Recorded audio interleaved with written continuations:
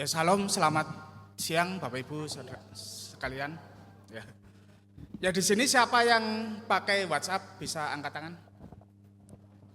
Wah hampir semua ya, mungkin 99,9%. Ya bisa dikatakan semua orang sekarang itu terbiasa menggunakan WhatsApp. Nah oleh sebab itu saya rindu membagikan bagaimana kita bisa mengenali penipuan-penipuan yang terjadi melalui WhatsApp. Kalau di pertemuan sebelumnya saya lebih banyak mengulas tentang pengantar dan juga penipuan online secara umum. Maka pada siang hari ini saya akan mengulas ya beberapa ciri-ciri atau apa yang biasa dilakukan oleh orang-orang jahat di sana untuk menjebak korban-korbannya, terutama bagi para kaum usia emas ya, melalui WhatsApp. Nah ini nanti saya akan bagikan secara singkat, dan kalau misalnya Bapak Ibu ada pertanyaan mungkin bisa nanti langsung ya waktu makan, atau bisa chat WA ke saya. Kalau misalnya ada pertanyaan-pertanyaan atau mungkin detail-detail yang lain yang tidak disampaikan di pertemuan ini ya, di sesi ini. Ada beberapa pola ya atau modus ya. Yang pertama, ini kalau kita menerima pesan dari sumber yang tidak dikenal, yang sering terjadi adalah tiba-tiba ada dari nomor aneh ya, nomor yang tidak ada di kontak WhatsApp kita, terus tiba-tiba kontak, misalnya Pak Joko, gimana kabarnya? Sekarang ada di mana? Nah, tetapi yang muncul di situ adalah foto profil atau wajah dari orang yang kita kenal atau saudara kita. Nah ini hati-hati ya, jadi jangan serta-merta dipercaya. Ini orang semakin canggih, semakin kreatif, apalagi sekarang orang juga semakin gampang untuk menyebarkan foto-foto pribadi ke internet. Melalui Instagram, terus kemudian melalui status WA, terus bisa saja lagi pertemuan, terus kita share foto-foto ya kan, pertemuan dari gereja, pertemuan dari apa itu ya. Nah itu bisa dimanfaatkan oleh orang-orang yang berniat jahat. Mungkin saja Bapak Ibu sekalian ini tidak menakut-nakuti ya. Ada di antara grup-grup WA kita yang isinya mungkin puluhan atau ratusan orang, kita ataupun admin tidak mengenal satu persatu. Bisa saja itu di antara ratusan orang tersebut, itu ada orang yang menyusup. Bisa menggunakan nomor yang sudah hangus, ataupun misalnya ya berbagai macam cara. Sehingga bisa mendapatkan informasi dari apa yang dibagikan di grup WhatsApp tersebut. Jadi jangan kaget ya kalau misalnya nanti ada tiba-tiba nomor tidak dikenal, mengaku sebagai teman lama dan sebagainya, dan dia tahu beberapa informasi dari pribadi kita. Nah, itu jangan langsung dipercaya. Bisa tanyakan ke keluarga yang mengenal ataupun orang lain gitu ya, atau ya bisa dicek lewat teman-teman sekitar kita, bener nggak orang ini sudah ganti nomor. Beberapa bulan yang lalu ada ya teman saya juga mengalami hal seperti itu, tetapi untungnya dia itu berhikmat sehingga sebelum dia, orangnya itu minta transfer uang ya, lagi butuh gitu. Tetapi sebelum dia transfer uang, dia mengecek ke orang yang kenal si pengirim ini ya, yang asli. Dan dikatakan oh enggak, itu bukan apa. Itu saya juga dapat WA seperti itu dan itu penipuan. Nah, itu bisa dicek ya. Intinya jangan serta-merta dipercaya. Terus yang biasa dilakukan lagi juga adalah menggunakan link palsu.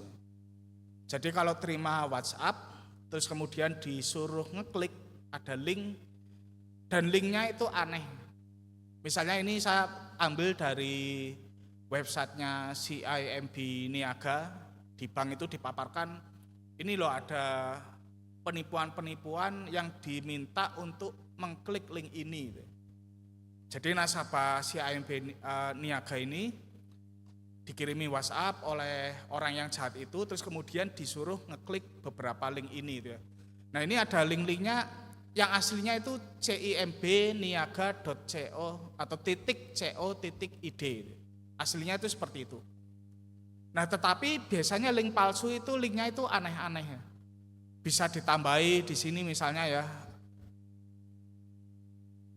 Yang pertama itu octoclicks.rf.gd ya, .rf.gd. Terus kemudian ada apa? Huruf-huruf aneh yang lain. Nah, itu patut diwaspadai. Terus kemudian yang nomor 3 itu ya. Bank CIMB Niaga, terus kemudian ada strip, ada bank.business.site. Nah, ini kelihatannya asli ya, tetapi kalau bagi kita yang sudah tahu, ini itu mencurigakan karena bukan berasal dari link aslinya Bank Niaga. Nah, kalau misalnya Bapak Ibu mungkin tidak tahu atau tidak mengenal ya pola-pola seperti ini, jangan khawatir, pokoknya ketika diminta untuk mengisi link, entah itu tiba-tiba ada pesan password Anda harus diganti, Anda setuju nggak dengan perubahan ketentuan ini, itu kadang-kadang seperti itu ya. Pokoknya setiap kali mau ngeklik link, mungkin Bapak Ibu bisa tanya kepada anak-anak muda ya, ataupun keluarga yang lebih mengenal. Jadi bisa lebih dilindungi gitu. Jadi tidak usah dihafalkan, tetapi saya cuma memaparkan bahwa hati-hati kalau kita diminta ngeklik link.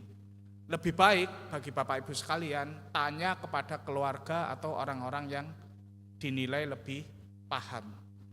Terus kemudian yang kedua, ini juga sering terjadi ya. Jadi orang jahat itu tahu psikologinya manusia. Kita itu sebagai manusia itu sering mudah panik gitu ya, apalagi kalau yang sudah berusia, anak kita ada di luar kota dan sebagainya, kita itu mudah panik. Ada kabar sedikit tentang anak kita sakit, kita udah bingung. Nah, orang-orang jahat juga tahu psikologi seperti itu, Bapak Ibu sekalian ya. Jadi mereka itu bisa mengirim misalnya pesan, oh anak Bapak kecelakaan. Atau misalnya enggak cuma berita negatif ya, tetapi berita positif. Anda memenangkan hadiah 25 juta. Nah, sebagai manusia itu mayoritas gampang dipermainkan emosinya itu. Suka gugup, tetapi juga kalau senang itu ya udah lupa semua itu. Nah, itu bisa dimanfaatkan oleh orang-orang jahat. Terus kemudian sekarang ini juga ada tawaran-tawaran pekerjaan part-time. Ini kalau buka video terus nanti ngeklik dan sebagainya, ada poinnya bisa diuangkan. Mungkin pertama-tama memang benar ya dapat uang, tetapi nanti suatu saat uangnya semakin besar dan tiba-tiba orangnya itu hilang. Nah, ini hati-hati juga itu ya. Jadi kalau ada berita yang mendesak, bikin khawatir, bikin kaget, berdoa dulu ya. Kita sebagai orang Kristen itu harus berdoa dulu supaya tidak dimanipulasi. Setelah berdoa, setelah agak tenang, kita baru bisa minta pertimbangan atau ngecek kepada keluarga kita. Benar nggak yang ini kecelakaan atau ini ada di mana itu? Atau paling tidak bisa bisa sharing kepada keluarga sehingga mereka itu bisa bersama-sama memikirkan. Jadi kalau ada penipuan, kalau yang mikir itu misalnya satu orang itu lebih mudah untuk jadi korban. Tapi kalau ada penipuan, yang mikir misalnya 2 orang, 3 orang, itu mereka itu bisa kasih input ke kita, oh ini penipuan gitu ya. Nah, itu seperti itu. Termasuk juga menang undian dan sebagainya ya. Hati-hati dengan emosi kita yang bisa dipermainkan oleh orang jahat. Kemudian yang ketiga, ini juga sering. Jadi orang-orang jahat itu bisa meminta kita untuk mengunduh file tertentu. Misalnya undangan pernikahan itu yang sering. Tetapi sebenarnya itu bukan undangan pernikahan. Saya juga beberapa hari yang lalu dapat gitu ya. Itu bukan undangan pernikahan, tetapi kalau kita klik itu berisi virus. Nah, itu hati-hati. Pokoknya kalau diminta ngeklik, jangan mau deh. Apalagi kalau diundang pernikahan oleh orang atau nomor yang tidak dikenal. Kalau misalnya Pak Joko ini, misalnya Pak Alfred undang anaknya akan menikah, ya Pak Jokonya bisa langsung konfirmasi ke Pak Alfrednya itu ya. Jangan langsung tiba-tiba ngeklik karena kita tidak tahu apa yang ada di dalam file tersebut. Ya. Terus kemudian juga kelihatannya ini ya ada satu modus juga, kelihatannya ngirim gambar, misalnya di sini foto bukti transfer .jpeg, wah ini kan gambar ya. Tetapi ingat setelah .jpeg itu ada .apk. Nah apk ini adalah kalau kita ngeklik itu menginstall software atau menginstall aplikasi di Android. Nah itu hati-hati ya, jadi kelihatannya orang itu ngirim gambar, tetapi sebenarnya yang dikirim itu bukan gambar, tetapi kalau diklik itu akan menginstall aplikasi yang bisa menyedot informasi-informasi pribadi kita. Jadi pokoknya kalau menerima file suruh unduh, suruh install itu jangan dilakukan ya. Lebih baik bertanya kepada orang-orang yang terdekat ya. Apalagi kalau itu hal-hal yang tidak penting. Terus kemudian yang nomor 4, ini juga sering kejadian ya, meminta OTP, meminta PIN, meminta password. Saya juga pernah ditipu ya waktu ya udah lama bertahun-tahun yang lalu. Jadi orangnya itu telepon jamnya itu mungkin sekitar jam 1 malam atau jam 2 malam. Saya lagi tidur, ditelepon terus orang sana tiba-tiba bilang, "Waduh Mas, ini saya salah kirim voucher ya. Coba di HP-nya Mas ini ada apa kayak OTP ya atau ada kode angka, tolong dikirim ke HP saya. Ini karena saya salah ngetik nomor." Gitu. Nah apa yang dipermainkan oleh orang jahat itu Bapak Ibu sekalian? Jam 1 malam, jam 2 malam, habis bangun tidur itu kan orang apalagi ditelepon gitu ya. Pikirannya itu kan belum on gitu ya. Nah itu yang diserang itu titik-titik lemah seperti itu gitu ya. Hati-hati ya. Terus untung saya beberapa saat sadar, wah ini bisa penipuan gitu ya. Tetapi pada pertama-tama saya kan nggak sadar siapa yang nelpon, terus kemudian orangnya juga kelihatan lagi gugup gitu ya. Nah ini hati-hati ya, pokoknya OTP itu yang kalau kita transaksi di bank, pakai aplikasi bank, nanti banknya akan kirim kode angka untuk kita masukkan. Nah itu hati-hati karena kalau orang tahu nomor rekening kita, terus kemudian bisa masuk, terus kemudian orang itu akan transaksi, OTP-nya dia juga tahu, dia itu juga bisa melakukan transaksi melalui ya hal-hal seperti ini. Terus kemudian yang nomor 5, nah ini juga lumayan banyak terjadi, yaitu meminta untuk segera dibagikan pesan.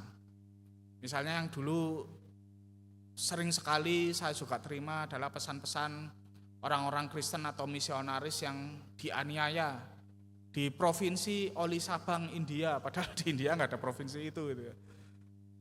Nah itu tolong cek kebenarannya, terus juga bisa bertanya ya.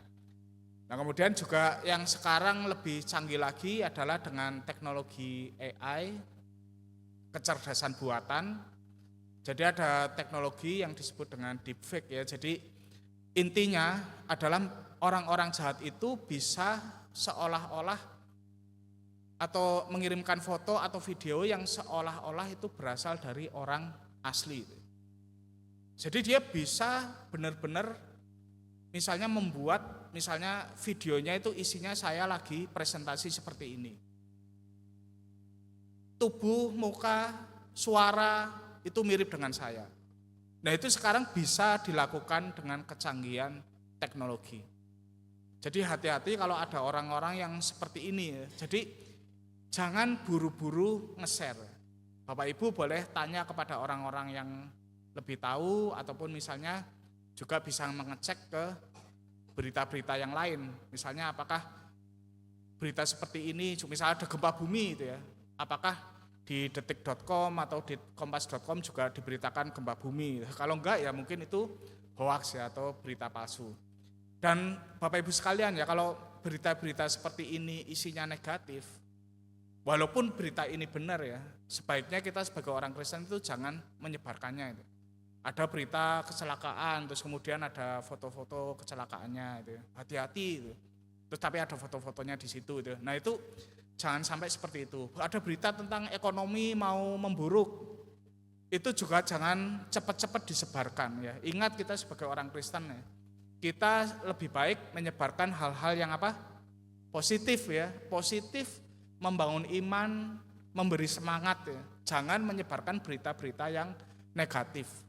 Dunia ini sudah semakin banyak dipenuhi oleh berita negatif, dan berita-berita itu juga bisa kita akses dari mana saja. Jangan kita malah nambah-nambahi beban pikiran kepada orang lain. Jadi berhati-hati. Nah, ada satu slide berikutnya. Hal yang sangat perlu diperhatikan ya bagi kita, terutama sebagai orang Kristen, adalah pesan Alkitab ya. Di dalam Amsal 4 ayat 23 ya dikatakan, jagalah hatimu dengan segala kewaspadaan, karena dari situlah terpancar kehidupan. Ini adalah pesan Tuhan yang relevan bagi umat manusia sepanjang zaman ya. Hati bagi orang Israel itu pusat segalanya di dalam diri kita ya, apa yang ada di dalam diri kita. Di situ ada pikiran kita, termasuk juga perasaan kita, termasuk juga kehendak kita, dan termasuk juga ketika kita mengambil keputusan, itu semuanya bagi orang Israel itu bersumber dari hati kita. Kalau hati kita enggak bersih, enggak beres, labil ya, enggak stabil, enggak kuat, nah itu yang cenderung bisa dimanfaatkan oleh orang-orang jahat di sekitar kita.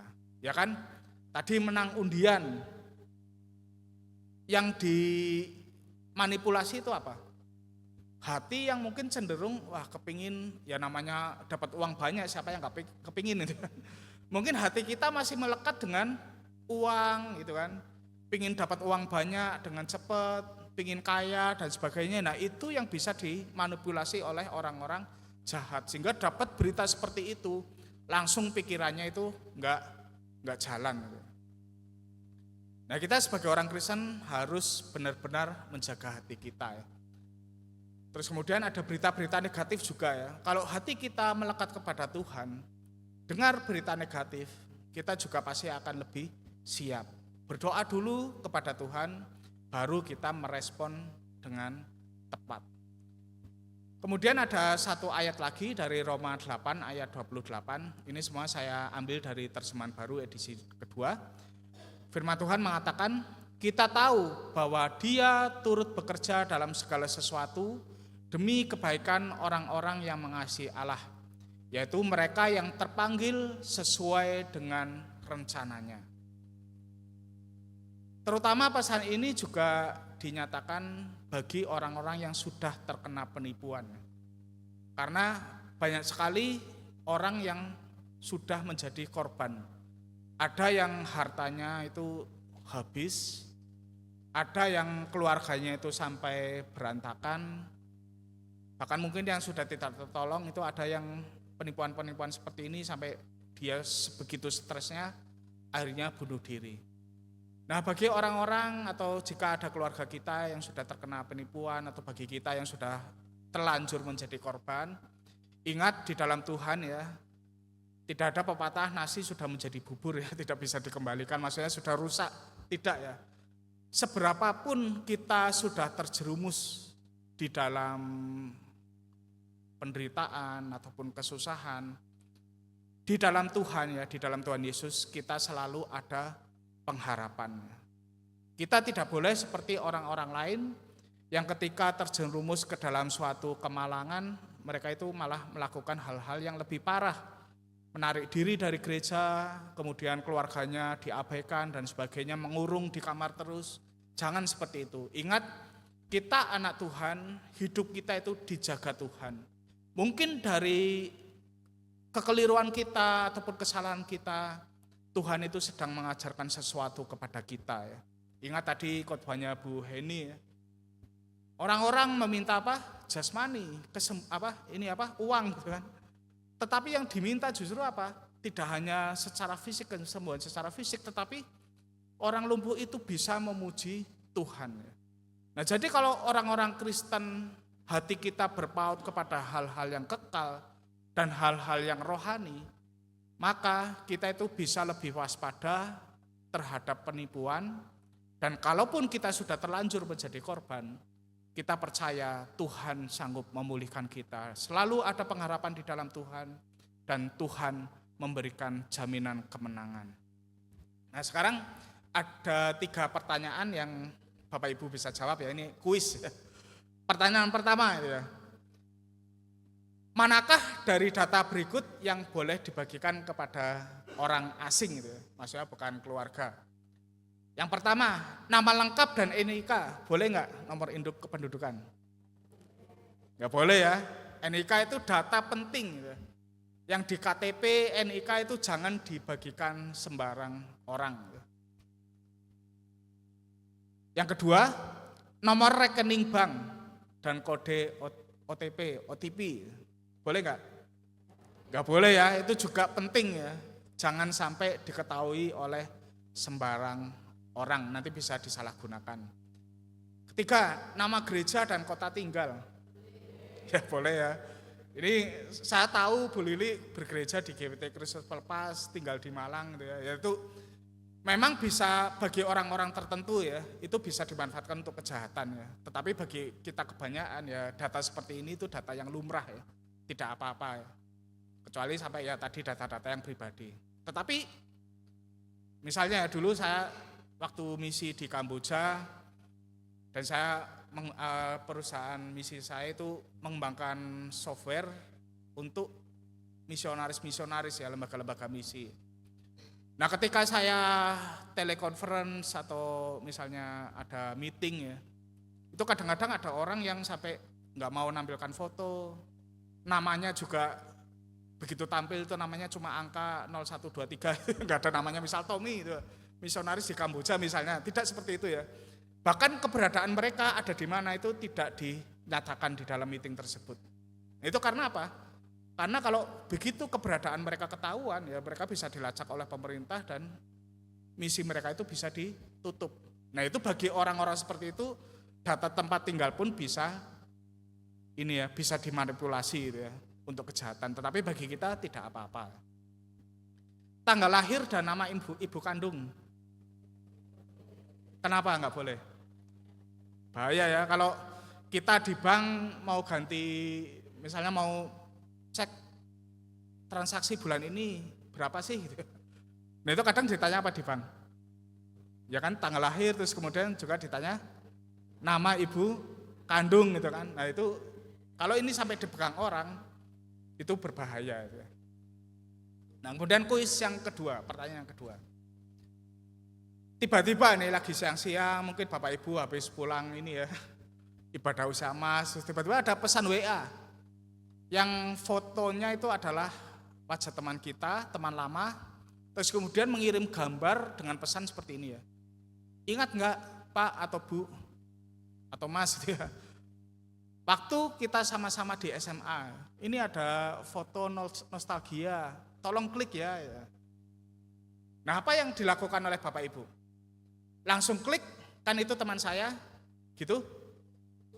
Tidak ya, download, tapi nggak usah dibuka, itu juga bahaya juga itu ya. Kalau ini filenya ada di HP kita, nanti suatu saat kita lupa itu ya, terus tiba-tiba ngeklik, ya bisa saja ini nanti install aplikasi-aplikasi yang berbahaya. Langsung forward ke grup alumni SMA. Jangan ya, ini karena kita tidak tahu ya. Yang benar adalah ini ya, tanya anak atau cucu yang tidak gaptek ya. Ini cara mengenali kalau ini bukan penipuan itu apa. Atau kalau ada opsi lain yaitu kita tanya yang memang benar-benar satu SMA. Benar enggak ada ini apa? Ada orang ini itu ya. Atau misalnya ada undangan reuni atau apapun itu gitu ya. Nah, itu hati-hati. Terus kemudian yang ketiga, kuis ketiga, pertanyaan ketiga, nah ini ya. Salah seorang anggota grup di grup rohani ya, grup gereja mungkin mengirim pesan berikut ya. Waspadalah, Tuhan segera datang ya. Perang Iran-Irak misalnya beberapa waktu lalu ya, sudah dinubuatkan Alkitab. Nah, apa yang Anda lakukan itu?